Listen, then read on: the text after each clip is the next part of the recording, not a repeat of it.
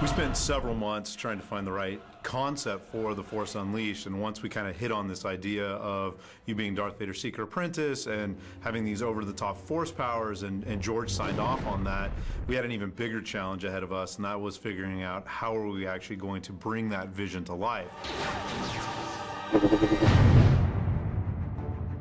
The power of the next-gen systems has allowed us to integrate three very complex and robust simulation technologies into The Force Unleashed.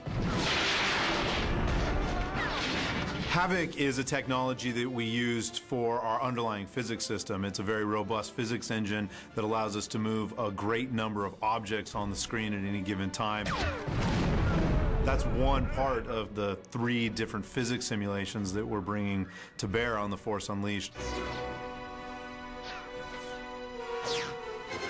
Euphoria, which is one of the new technologies that we're integrating into the game, is actually true biomechanical AI.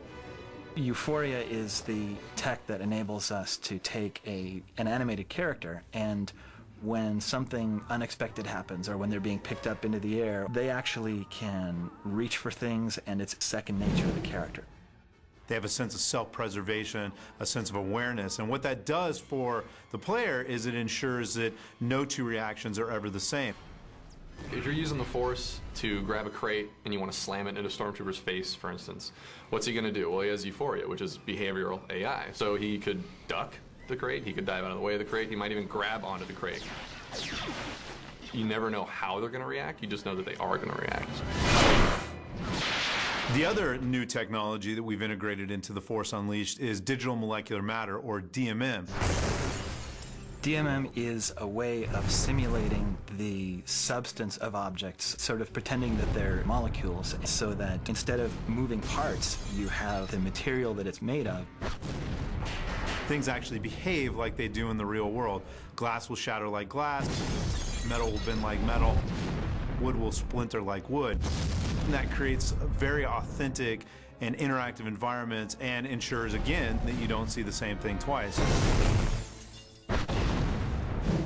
The difficulty came in getting all three of those systems, Havok and Euphoria and DMM, to work together, because they're three very different simulations.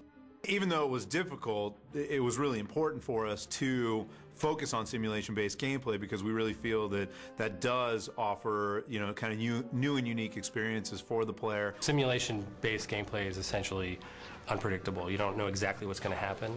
You start getting in this situation where you're losing a little bit of the control, and you don't exactly know how it's going to play out.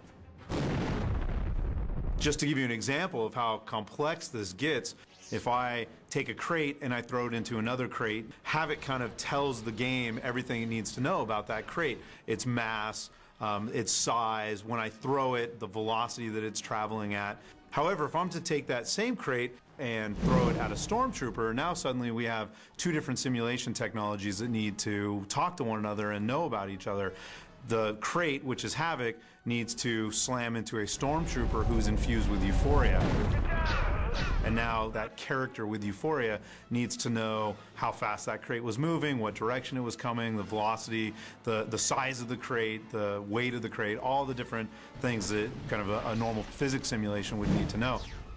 Then you can also imagine even more complex scenarios, things that happen every day in our game. What if I take that same crate and the Stormtrooper grabs onto the crate and I throw both of those into the plate glass window at the same time?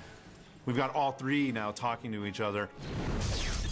It's been a huge, huge challenge to get those three simulation technologies to talk to one another, but now that we have it working, it is resulting in new and surprising and unexpected things. And this is what our QA team, the guys that play the game every single day and serve as the eyes and voice of the consumer, are discovering. The game is doing such a fantastic job of really bringing players into this Star Wars universe in a way that I think we've never really been able to do that previously with previous generations and without this kind of DMM and Euphoria tech.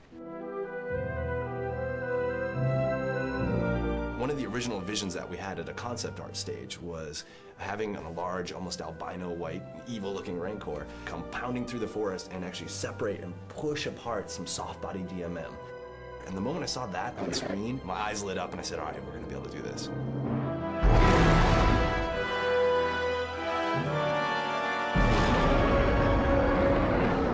point right now where all these kind of pieces of the game are coming together, and it is creating this really kind of cohesive, authentic Star Wars experience. When the player steps into that world, this is going to be the first time that they stop and go, oh, I'm in Star Wars. I think there's just a ton of moments in this game where you kind of play and you get this really full kind of idea of what the Force is. The way the game is set up, the way we're integrating those technologies, you're not playing something you've played before. You're literally playing something that has not been in a game before. So it's a lot of fun to explore that. I think that when you finally pick up the controller and you're actually immersed in this game, you're going to feel like you are in the Star Wars galaxy, that you are inhabiting this character of Darth Vader's secret apprentice. And that's an end result of us bringing together all these technologies and all the hard work of so many different team members and so many different disciplines.